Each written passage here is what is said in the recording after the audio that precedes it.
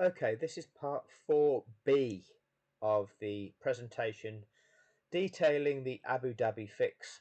It's an 8-part presentation, but I've had to split part 4 down into 2 because of the amount of information that needs to be presented. The 8 parts are as follows. The F1 TV narrative was part 1. Go and check it out. Likewise, part 2, the Sky Sports narrative. Part 3 is Michael Massey and the fact that it could not have been a human error. And part 4 is showing you exactly what took place in the Stewards appeal, what the stewards actually knew, what Massey knew, what Red Bull knew. All were in that appeal. So part A of this presentation has taken you through who those stewards are, what they knew, and it's also showed you the point on track at which the F1 TV interjected with Christian Horner's statement at a point in that race where what was being suggested absolutely was not possible, and that would have been known. And I'm just going to show you that bit again just to recap. So just to recap from the first part, we are now on lap 57 of the Abu Dhabi Grand Prix. It's a 58 lap race. The lapped cars need to have been released. If they're not released by the end of lap 56, it means lap 57 is the earliest they can be released. With that being the case, lap 58 has to be that mandatory safety car lap that they are given to try to attempt to catch the back of the pack. At this moment in time, we know that this race has to be a safety car finish. Lewis Hamilton is an 8-time world champion, providing he keeps his car on the road and doesn't suffer any sort of mechanical failure. We know that at this moment in time. That is what the rules of the sport are. There are no alternatives. Brundle suggests an alternative because Brundle will suggest to you that it is possible to race with these lapped cars being left where they are. They have not done that since 2012 when the rules were changed to reintroduce the unlapping of those lapped cars, done on the grounds of sporting fairness. But this is what you hear on lap 57. I mean, the regulation, as I said, they may allow the lap cars through. It's not mandatory. It's absolutely mandatory. This notion of may is completely untrue. The only optional part of it is that if it is safe to do so, you release them. Meaning if it is not safe, you continue lapping behind the safety car until it is safe. Because certainly if it is not safe to release them, it's certainly not safe to go racing. That is very, very simple. But this is the narrative that Brundle is constantly setting up. But listen to what he says. Listen to what Crofty says, which again reinforces the lie of Brundle with the notion of blue flags. And then listen to what F1 TV choose to present to the world. Mandatory, to point it out, but as you point out, Crofty, there'd be no racing laps if they let the lap cars through, because I think the safety car will come in at the end of this lap, and there will be one racing lap. They'll all get blue flags, I would imagine. Okay, that little soundbite that you heard was the sound you hear when F1 TV are going to interject with a radio broadcast between the team and the driver, or the team and the race director in this instance. We are on lap 57. Look where the cars are. We don't know when this conversation took place, but F1 TV have chosen to play it to the world now. We know now. These lapped cars, 8 of them, have not been released. The earliest they can be released is this lap, which means lap 58 is a safety car lap. It's a safety car finish. We know that. That is the rules of the sport. F1 TV know that. They are there doing the camera work and the editing of what to show the world at every Grand Prix. They've witnessed every safety car procedure. They know what you have to do. You know that you release the lap cars and then the safety car stays out for a further lap. They know this. They've chosen to play the world this message, knowing that it's not possible. Why have they chosen to play it at this point? Because this is a historic message. They've chosen to play it on lap 57. Christian and Michael. Yes, go ahead, Christian. Yeah, why aren't we getting these lap cars out of the way? Just give me, well, because Christian, just give me a second. Okay, my big one is to get this incident clear. You only need one racing lap. That's what F1 TV did. There is more, but that's important. Red Bull know that you can't go racing like this. Red Bull have been party to the 198 previous Grand Prix since the start of the 2012 season, where this unlapping has been reintroduced. Horner knows what the process is. This is what Horner knows. So, back in 2012, what did Horner see? What did Wheatley see? What did Newey see? The Brazilian Grand Prix, where their B team, the sister team, Eric Verne in the Toro Rosso was 13th and lapped, was permitted to unlap, and then ended up finishing in 8th, gaining 4 World Championship points. So you've seen that one of your cars in your stable was lapped, unlapped, and got World Championship points. You pay attention to that. You keep an eye on those drivers and how they're performing. And if they perform well enough, you promote them to your A team. So don't tell me you don't know what happens to the Toro Rosso team or the Alpha Tauri team now. That same race, it was a safety car finish. A Red Bull driver became world champion that race, with that race finishing behind the safety car. Sebastian Vettel. What Red Bull knew in 2013 German Grand Prix, Webber in a Red Bull was in 19th position. I've showed you this in a previous video. He was last, lapped. He was not only last and lapped, he was at the back of the field, a lap down. So he certainly wasn't interfering with the race between the leaders. Charlie Whiting unlapped him, gave him the time to catch the back of the pack. He finished 7th in that race, gaining 6 World Championship points. Red Bull gaining World Championship points. Monaco, Sainz in a Toro Rosso, was in 10th and lapped. Permitted to unlap, finished 10th, gaining a championship point. Hungarian Grand Prix, Sainz in a Toro Rosso was in 9th, lapped, permitted to unlap, and managed to get up to 6th, but then retired from the race. But would, had it not been for the retirement, would have gained places, having been released, would have been in a position to gain World Championship points off the back of being released. That's the purpose. Singapore in 2015, Maxwell Verstappen in a Toro Rosso was 19th position and lapped. He was permitted to unlap during the safety car deployment and ended up finishing 8th, gaining 4 World Championship points. I think you might have had your eye on young Maxwell with the aim of promoting into the A team there. So you'd have seen what he was doing. You'd have seen how his race was impacted and how he went from being a lap down, unlapped, and then gaining World Championship points. Mexican Grand Prix, Sainz 12th, unlapped, finished 13th, but it's another situation where your cars have been allowed to unlap. 2018 Australian Grand Prix, Brendan Hartley was in 15th, unlapped, finished 15th. Not very good. Chinese Grand Prix, Hartley again in a Toro Rosso, 20th position, lapped, permitted to unlap, still finished 20th. Not very good.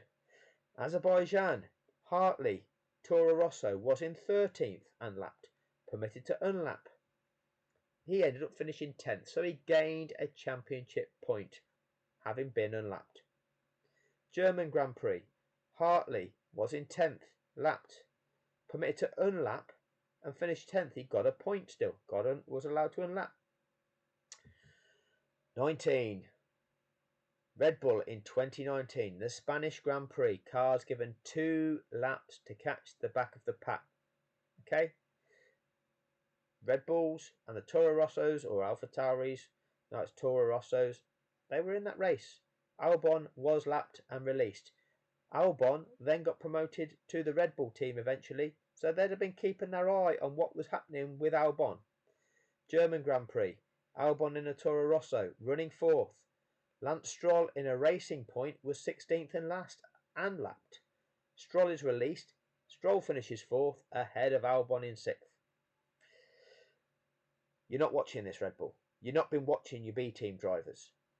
Singapore, Sainz in a McLaren was 19th, last and lap, released, finishes 12th, ahead of Daniel Kvyat in a Toro Rosso. You see what happens with these release lapped cars. It's not just to get them out of the way, is it? They're still in the race. They're still beating your cars, aren't they? Russian Grand Prix, Kimi Raikkonen in an Alfa Romeo was 15th and last, released, finishes 13th, ahead of one of your cars, Gasly in the Toro Rosso. It's not just to get him out of the way, is it? He's still racing. He's still beating your cars. Brazilian Grand Prix, Gasly is in 6th, a lap down. Kvyat, Rosso in a Toro Rosso, 13th, lapped. Both are released. Gasly achieved his first ever podium, 2nd place, 18 championship points. Kvyat 10th, gets a point. Albon was running 4th, finishes 14th. 2020, Austria. Shows you what happened there. Red Bull did crap that day. Tuscan Grand Prix. Again, this is what happens. This is what happens with cars that are released and they then go on to beat the Red Bull cars or the Toro Rossos. Eiffel Grand Prix. 2 safety car laps after the release of the lapped cars. Gasly, okay, lapped, released. He pits for fresh softs, dropping into 7th. Sorry, from 7th to 8th. He finishes in 6th. So you pit him, you know it drops in places, you put him on soft tyres, knowing that he can then outperform those cars in front of him that aren't on soft tyres. Strange that, isn't it? Emilia Romagna. Vettel was 14th, lapped, released. Albon in a Red Bull was 5th at that time. Vettel finishes 12th. Albon finishes 15th. So a lapped car beats one of your Red Bull drivers once it's been released. This is what happens. Sakhir, 2 safety car laps after release of lapped cars. The race was run by Sergio Perez, maybe somebody that Red Bull were keeping their eye on. So therefore they watch what happened when a driver that they were thinking of employing wins a race. See how he won that.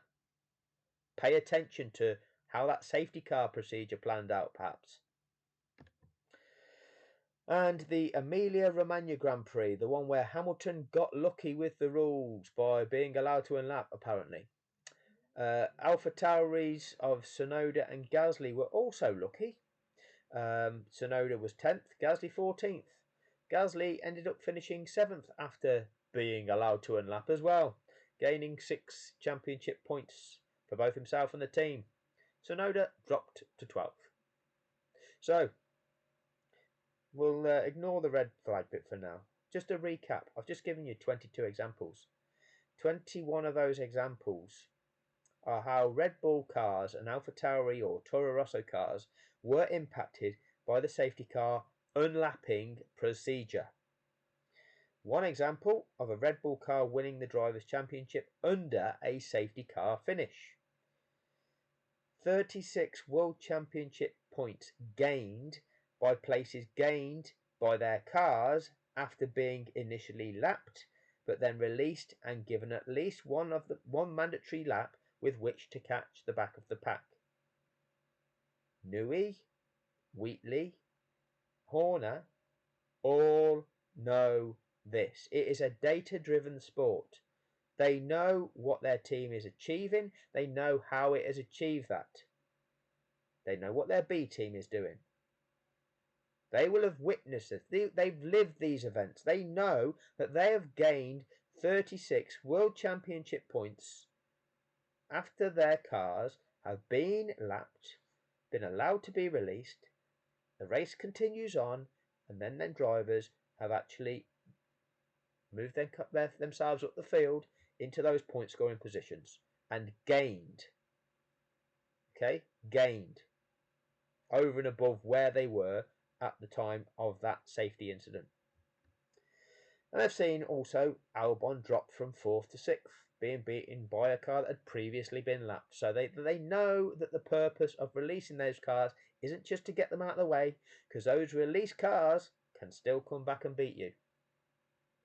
That is what they know.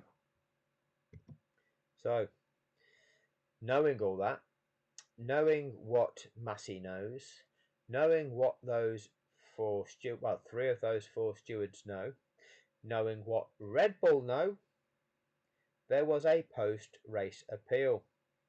Mercedes protested to the FIA that the FIA, in the form of Michael Massey, had broken the rules of the sport. They protested to the 4 FIA stewards, and the steward's job is to assess the merits of that protest and decide if it's correct, and if so, take the necessary action. And that necessary action is to acknowledge that it's a valid appeal, acknowledge that those rules are broken, and that those rule breaks affected the outcome of that event, and therefore to reinstate that event to the point where it was last valid, i.e. prior to the rule break. The rules were broken on lap 57 when just 5 of 8 cars were given the order to release. All 8 needed to be given the order. They weren't. You broke the rules on lap 57. So the running order at the start of lap 57, the end of lap 56, is the declared race result. Hamilton wins. It is as simple as that. There is no other outcome anyway, because we know that it was going to be destined for a safety car finish. We know that all of those competitors running at the end of lap 56 ended up finishing that race. Therefore, that is the race order. That is the actual race order at the end of lap 56 would have been exactly the same race running order at the end of lap 58. So any overtakes done on lap 58 are completely null and void, because lap 58 should never have taken place the way it did. That is what the stewards needed to do, but let's look what happened. There the stewards, as already described, see part A for showing you exactly what they knew. The key things for the protest is dismissed. Procedure. The parties were summoned and the following persons were present. Now this is key. On behalf of Mercedes, Ron Meadows, Andrew Shovlin, Paul Harris, the team legal counsel. Now, where is Toto Wolff? This is the most important steward's appeal that you will ever go to. You are the team principal. Your driver has just been robbed of a record-breaking world championship, and you have not shown up to that appeal, Toto Wolff. Why not? You have a team legal counsel. A legal counsel that doesn't appear to be competent in law. What's that all about? What is that all about? Is that just gaslighting? Is that just a display to the world, just as part of the facade? Because clearly this Paul Harris hasn't got a fucking clue. Because how about this? On behalf of Red Bull. What are Red Bull doing there? Red Bull should not be in that appeal. They should not be in that appeal. Mercedes are appealing to the stewards, to the FIA, to say that the race director has broken the rules. The stewards are there to assess whether the race director has broken the rules. They look at what has happened, they look at the rules, they decide whether the race director has broken them or whether he's applied them correctly. That's all they have to do. It is nothing to do with Red Bull. But for some reason, Red Bull are there described as being a interested party. It's irrelevant. You don't get to be here. You are not part of this. It is like if you have a crime, let's say you get burgled and you report it to the police and the police do an investigation and you're not happy with that investigation, so you go to the police complaints authority and you're there complaining to the police complaints authority that the police haven't done a correct investigation. But as you're complaining to the police complaints authority, they let the burglar be in the room defending the police's original course of action, the way that the police originally investigated it. That's what has happened in Abu Dhabi. That is effectively what they did. Right. So the original hearing is adjourned to allow Red Bull to consider its response in further detail. So Mercedes are complaining to the FIA stewards that the FIA race director hasn't applied the rules of the sport, and Red Bull, it's adjourned to allow Red Bull to consider its response. And Mercedes, Paul Harris, doesn't think that there's a problem there. Anyway, the race director was present for the reconvened hearing. So they're dragging Massey in to hear what Massey had to say about it. He could speak back then. This was before they gagged him. At the hearing, there were no objections against the composition of the stewards panel. The parties set out oral arguments and addressed the questions asked by the stewards. At the hearing, the parties referred to the documents submitted. Red Bull submitted graphical information. So Red Bull are allowed to present at a hearing where Mercedes are putting in a protest saying the rules are broken. Mercedes, they claim that there were 2 breaches of the regulations, saying that any cars that have been lapped by the leader will be required to pass the cars on the lead lap and the safety car, and once the last lapped car has passed the leader, the safety car will return to the pits at the end of the following lap. Those have always been the rules since 2012. That's always the way it's been done. They're still the rules. Mercedes argued that had this been complied with, car 44 would have won the race. That is irrefutable. They therefore requested the stewards to amend the classification under Article 11.9.3H of the FIA International Sporting Code. Red Bull are allowed to put an argument in defence, which should never even be allowed. They should not even be there. Red Bull argued any does not mean all. Now, Red Bull, you have been party to the 198 Grand Prix prior to this one, where you accepted those rules as being what they are. You never once in those 198 Grand Prix prior to this one suggested that any didn't mean all. That demonstrates that you accepted them rules being what they are until now, where you want to present semantics that a word doesn't mean something else. Any interpretation of rules is the validity of which is determined by the outcome generated by said interpretation. If it generates a false outcome, an invalid outcome, then that notion that is put forward as being a potential interpretation is clearly wrong. It is clearly wrong. It's a ridiculous notion of an argument, one that would be laughed out of court, but not in this court. Article 48.13 of the sporting regulations states that the message safety car in this lap is a signal it will enter the pits at the end of that lap. Well, yes it is. Yeah, nobody's arguing with that statement on its own. Okay. Therefore, 48.13 overrides 48.12. See, that is a false statement because none of these regulations override one another. They're just a sequence of events that need to be carried out. And if one of them hasn't been carried out properly, it means that you're not ready to carry out the next one. It's as simple as that. If you don't carry out one, that means you've broken the rules. So if you've not released all lap cars, you've broken the rules. If you've then not performed the mandatory safety car lap, you've broken the rules. It doesn't mean that, oh, this one overrides all that, and once you've said that, then the car must come in. Absolute ridiculous argument, claiming it overrides, because it absolutely does not.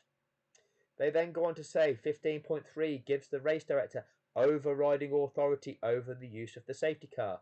That overriding authority is on the grounds of safety and sporting fairness.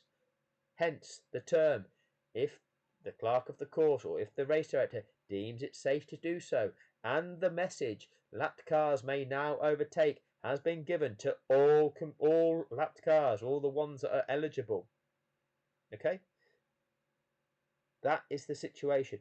It's on the grounds of safety, and if it's not safe to release them, you keep that safety car lapping. So that's your discretion. I don't think it's safe. I've seen a problem. I'm going to keep it out there lapping. As we saw in the Azerbaijan Grand Prix that I cited in the first part of this, where during that unlapping process, one of the cars crashed. And so the race director then kept the safety car lapping for 5 more laps.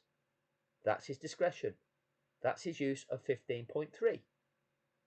Likewise, if he deems that the track conditions aren't suitable for resuming racing, it's too wet, he'll keep the safety car on track. That's his overriding authority. He doesn't have the authority to cut short the mandatory procedures that he must carry out for that safety car procedure, which is releasing the lap cars and making that safety car perform at least 1 lap.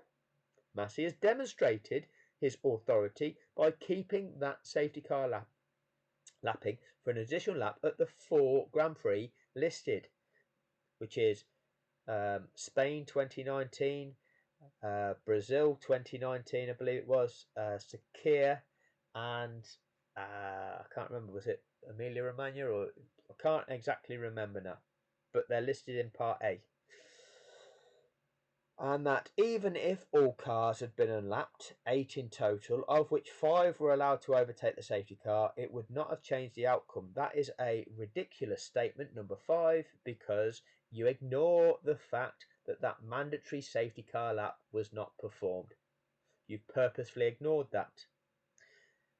The race director's evidence. The race director stated that the purpose of Article 48.12 was to remove those lapped cars that would interfere in the racing between the leaders, and that in his view Article 48.13 was the one that applied in this case.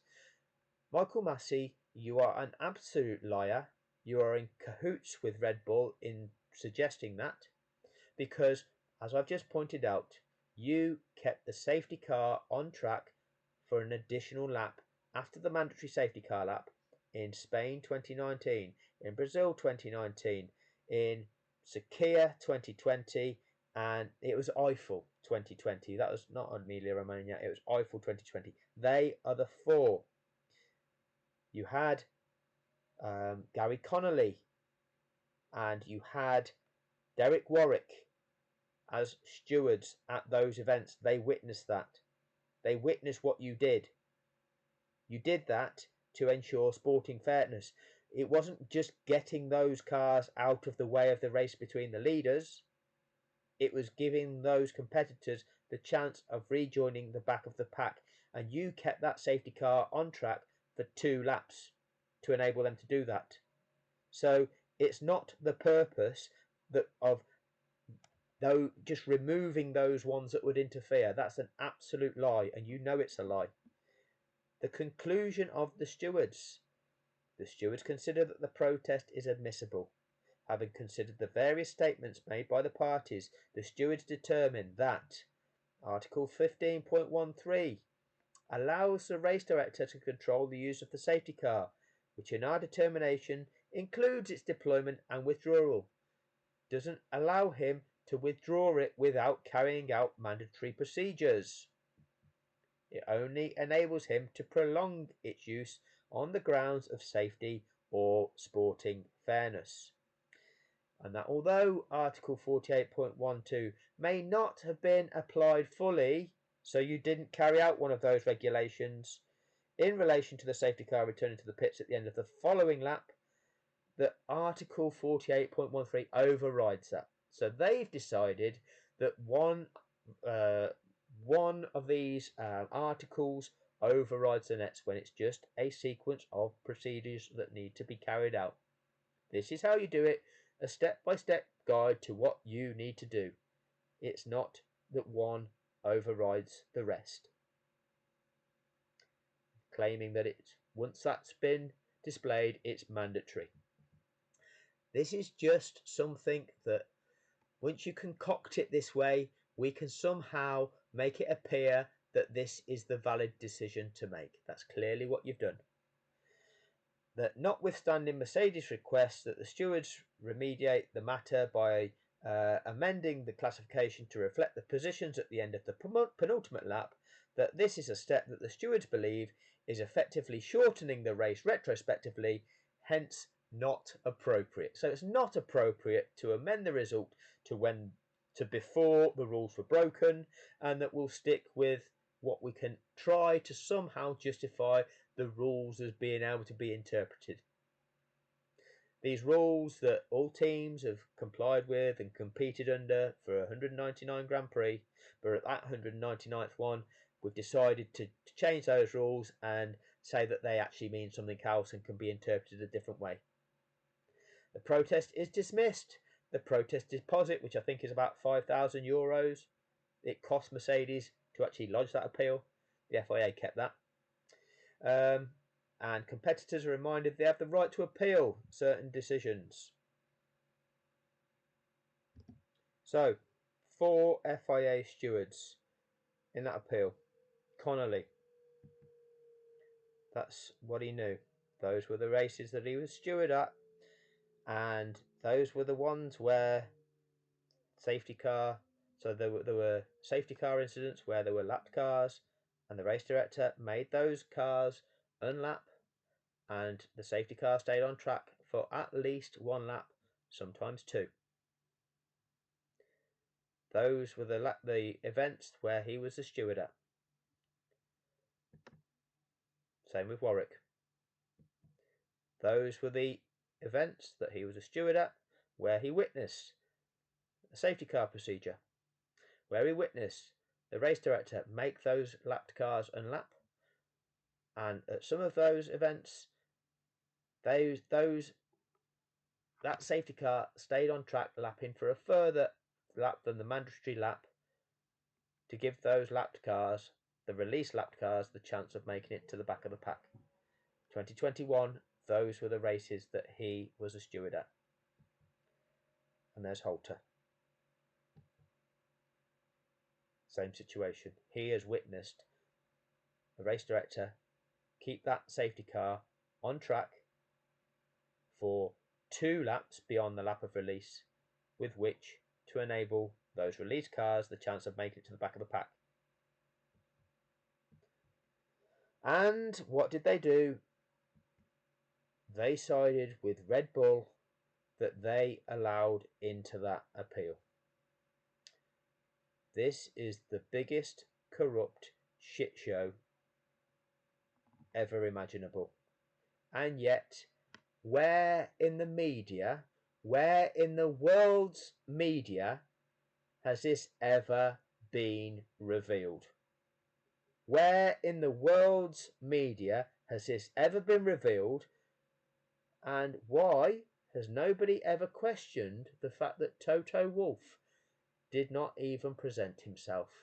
At that, the most significant appeal that Mercedes could ever actually appeal to the FIA.